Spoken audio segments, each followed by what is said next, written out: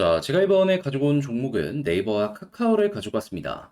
자, 드디어 제가 말씀드렸던 그러한 내용들이 나름 괜찮게 얽히고 설키면서 조금씩이나마 반등하는 모습이 확실하게 보여지고 있는데, 근데 이제 지금은 저점 부분에서 조금 올라간 거잖아요. 전 여기서 다시 한번 빠지는 상황이 온다라고 하더라도 제가 지금 더 말씀드릴 내용이 꾸준하게 유지만 되면은 어느 순간 이런 식으로 치고 올라가는 모습 분명하게 보여질 것이다라고 생각을 하고 있거든요. 자, 어떤 내용 때문인지 카카오 네이버 여러분들 주목할 만한 내용들 하나씩 살펴보도록 하겠습니다. 들어보시고 도움 된다면 구독과 좋아요, 알림 설정 한 번씩 눌러주시면 감사하겠습니다. 자, 일단 가장 먼저 최근에 이 왜 빠졌습니까? 카카오 개별의 악재가 있어서 아니에요. 물론 이 카카오에 대해서 좀 안 좋게 생각하는 분들도 있었겠지만 이 개별의 악재보단 시장 전체가 좀 많이 눌리는 모습이 보여지게 되다 보니까 카카오 여기에 굉장히 큰 악영향을 받아서 빠지는 모습이 보여지게 되었던 겁니다.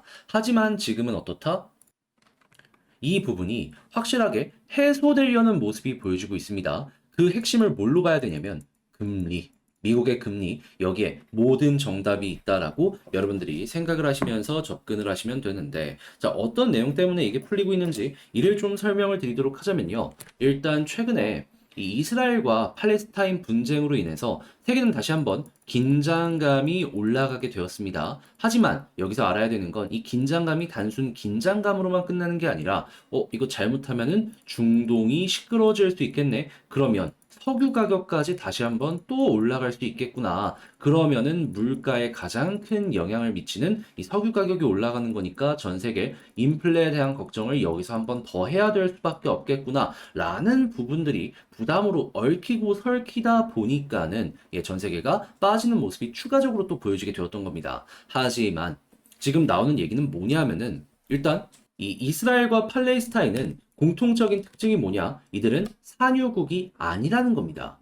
그러니까 이 둘 간의 분쟁만 연결되게 된다면은 일단 시끄러운 건 어쩔 수가 없겠지만 석유 가격의 직접적인 영향은 제한적일 수밖에 없을 것이다라고 분석이 되는 것이죠. 물론 이게 종교적인 부분이나 아니면 국가 간의 이제 이해관계가 좀 많이 얽히고 설키다 보니까 이게 주변국의 참전에 대한 가능성을 완벽하게 배제는 할 수는 없다라는 얘기가 들려오고 있어요. 그리고 실제로 그 분쟁이 진행이 된다면 이때는 진짜 산유국들이 참여할 가능성이 높아지기 때문에 그때는 정말로 전 세계 증시가 폭락하는 모습이 보여질 수도 있는 것이죠. 하지만 아직 안 일어났다. 그러면은 이러한 부분에 대한 긴장감이 이 고점을 높이는 데는 안 좋은 영향을 준다라고 하더라도 그래도 최소한 아직 관련된 내용이 없었기 때문에 알아는 두되 그 내용이 나오기 전까지는 일단 한숨 돌릴 수 있겠구나 정도로 체크를 할 수가 있는 것이죠. 자, 그러면 야, 이거 걱정되는 석유 같은 경우에도 괜찮은 모습이 보여지고 있네.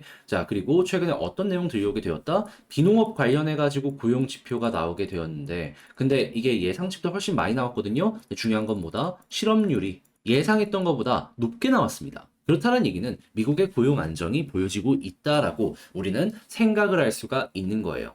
그러면 임금 상승률도 안정이 되겠죠. 그래서 실제로 이러한 내용이 연이어서 나오자마자 최근에 댈러스 연은 총재가 금리 인상 덜 필요할 수 있다라고 얘기한 데 이어서 애틀란타 연은 총재 역시도 최근에 2%를 이제 목표치로 인플레이션을 돌리기 위해서 노력은 하지만 여기서 금리 인상을 한 번 더 할 필요는 없다. 이런 생각을 하고 있다라는 걸 시장에 어필을 했습니다. 자, 그러면은 금리 인상 없어? 그럼 현재 위치에서 금리 동결 확률이 점점 높아져? 그러면은 여기에서 더 이상 빠질 악재는 없겠네라는 사람들에게 이런 생각을 하게 만들 것이고, 그러면 어느 순간 인플레까지 괜찮아지면 금리 인하에 대한 이야기가 나올 가능성이 솔솔 피어오를 수 있다라고 우리는 볼 수 있는 겁니다. 그러니까 우리 언덕에 대한 얘기를 계속 꾸준하게 했었는데 제가 이제 현재 위치는 여기니까 요만큼만 버티면 된다라고 이제 설명을 드렸는데, 이러한 내용이 꾸준하게 이어지게 된다면 현재 위치가 완벽한 고점, 이제는 수월하게 신나게 내려갈 이러한 일만 남았다라고도 보기가 괜찮은 거죠.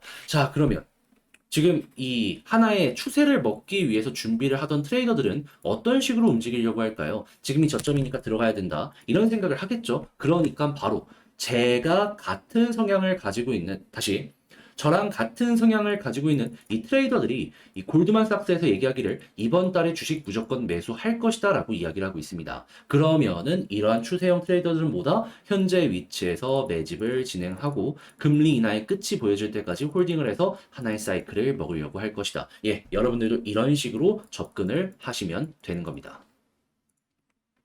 제 영상을 보신다는 것만으로도 이러한 여러분들도 다시 이러한 성향을 여러분들도 가지고 있기 때문에 얘가 이렇게 말하는 성향이 나랑 좀 괜찮은 것 같네 라고 생각을 하시기 때문에 보시는 거잖아요. 그러한 이들을 위한 이 시간이 오고 있다라고 볼 수 있는 거죠.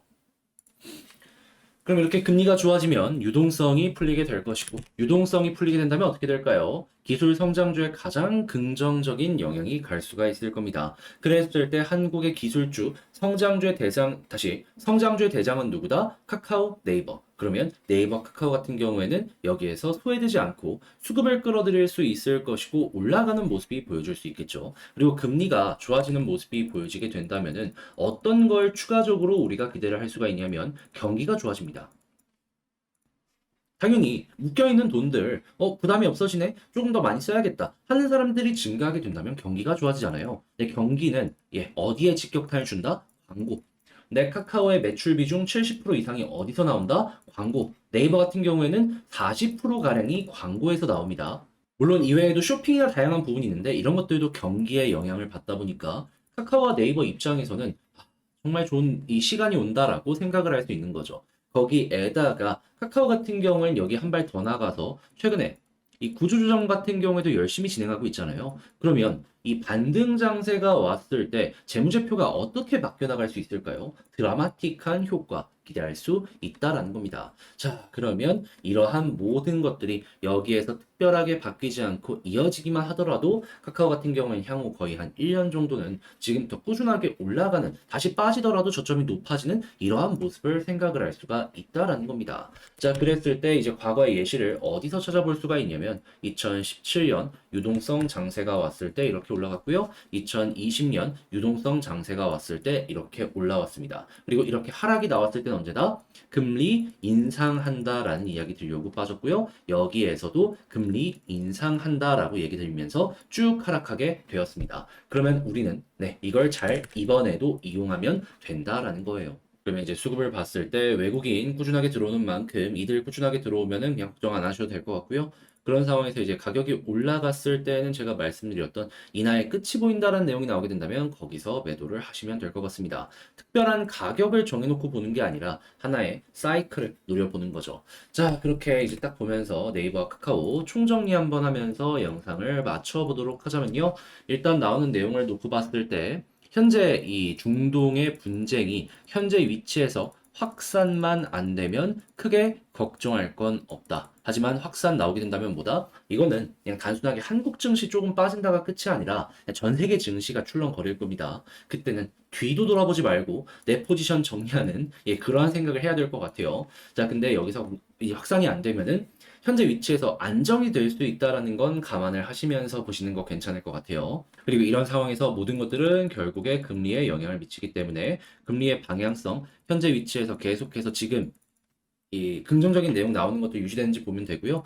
그리고 수급은 외국인 위주로 보시면 될 것 같고, 그리고 올라가는 모습이 보여졌을 때에는 이제 금리 인하 관련된 내용 때문에 이제 올라가기 시작할 거거든요. 그러면 인하에 대한 끝이 보인다라는 내용이 들려오게 된다면 여기에서 매도를 하시면 될 것 같습니다. 일부 가격 정하지 말고 이 사이클 최대한 여러분들이 뽑아내셨으면 좋겠네요. 자, 그래서 이러한 식으로 이제 진행을 하시면 직장 생활 하시더라도 이거 단타는 거 아니니까 편안하게 보시면서 주세를 추종하고 좋은 결과 만들어 가실 수가 있을 것 같은데, 자, 여러분, 제가 이렇게 열심히 준비한 내용이 여러분들께 도움이 되었다라고 생각을 하시면 마지막으로 구독과 좋아요, 알림 설정 한 번씩 부탁드리며 전 다음에 더 좋은 영상으로 다시 한번 인사를 드리도록 하겠습니다. 이상 주식 정리해드리는 주정남이었고요. 여러분들 모두 좋은 하루 되세요. 오늘 좋은 내용 나왔네요.